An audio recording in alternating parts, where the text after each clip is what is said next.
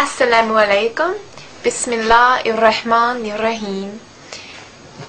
So I'm making another video to talk about a couple of things. First of all, some people have been making some requests for me to make a video about how I came to Islam. So I will go through that. And I also have a couple messages. So I guess, where should I start?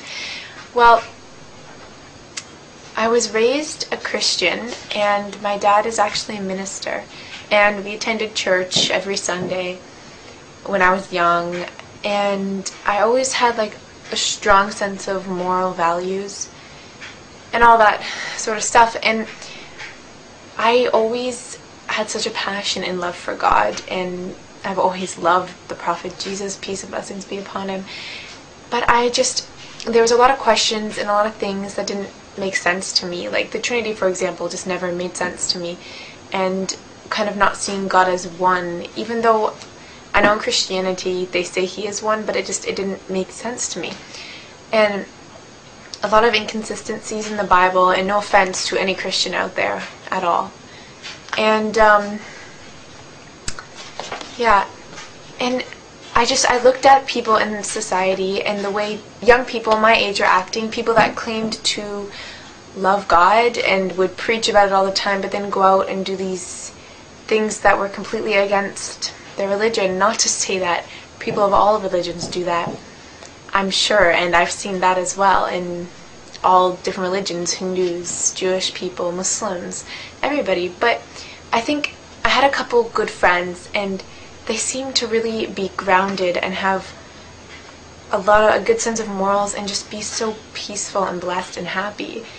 And they were Muslim, and they seemed to have this closeness to God that I really admired, and he was so important to them. And this got me interested. Now, in the beginning, we used to debate a lot, actually. I would defend my views, and my friend would defend theirs. And I was so stubborn, and I would listen, but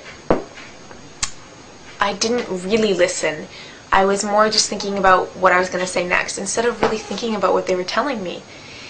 And I went over to one of my Muslim friend's houses just to study, and they were just talking to me about Eid, and talking to me about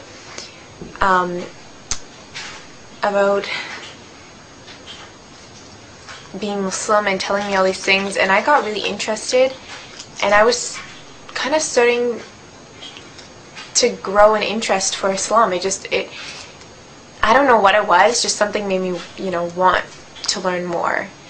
And it was weird because I was completely against it before, and I just had this complete turnaround, this complete change.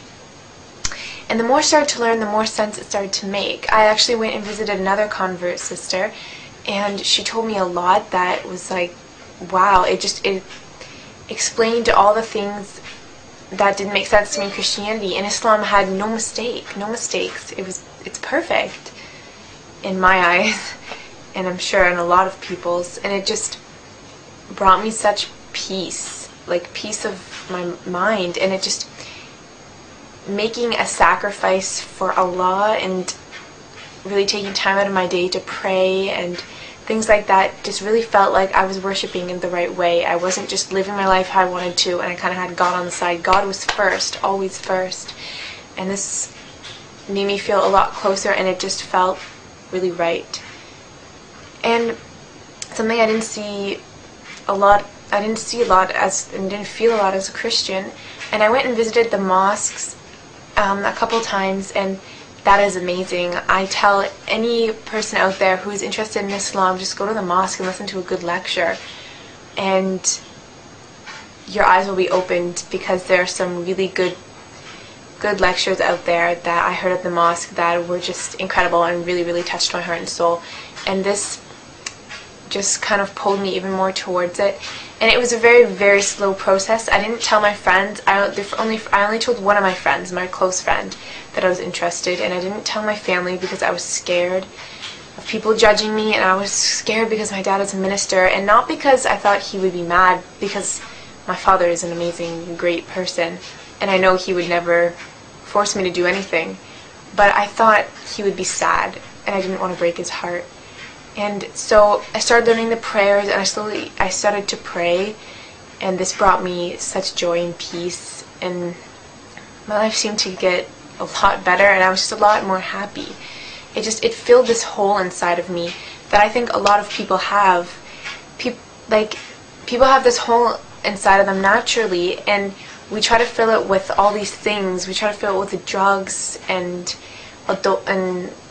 premarital sex and alcohol, money, buying all this stuff, material things, and maybe that'll fill it for a day, a month, years, but it won't truly fill it, and you won't be happy. And the only thing that can is God, and I finally felt like I was whole, like it was filled. And that was what was really, really amazing. And everybody in the Muslim community was absolutely incredible and such nice people, and welcomed me with open arms. And I guess my next step was to tell my family.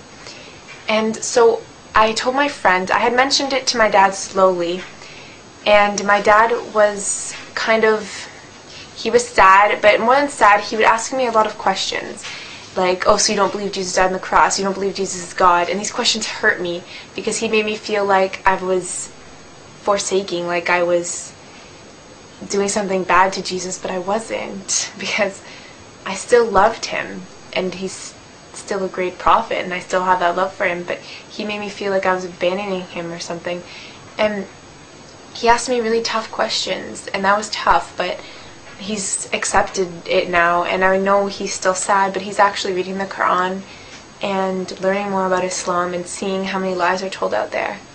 And my mom, on the other hand, she was more afraid, I guess you could say. She has that sort of stereotype, you know.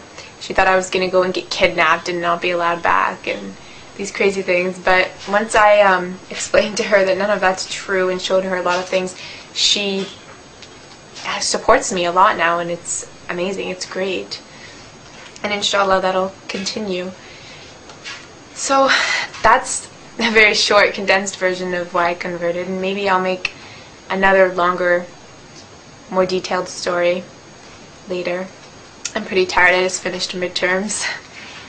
So the next thing I wanted to talk about was those of you who are born into Islam. Like, I know we are all born Muslims, but those of you who are raised Muslim, I see a lot of people who are raised Muslim, and they believe in God, and they have this amazing blessing to be raised that way, because I'm telling you, it is extremely hard to live with a family who doesn't share your values.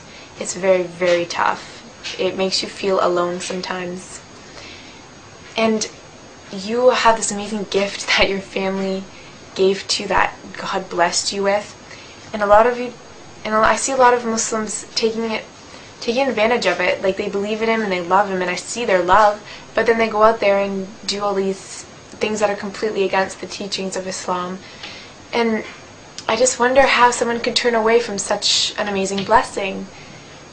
And I'm just asking you to really, I know it's easy to take it for granted when you have always had it, because lots of things are like that, like having food and shelter and all these things that we have. We take them for granted because we always have it. And once it's gone, like in the month of Ramadan, once the food was gone, I was so excited on the day on Eid when I was like, wow, I can go out for lunch today at school. And it made me so excited. I was so thankful for that food, and it was amazing. And you really realize things you take for granted. And I'm getting away from the point. And I just wanted to say that you have such a blessing, so please don't take it for granted. Research into your faith and what you've been given, and know that you are truly blessed. And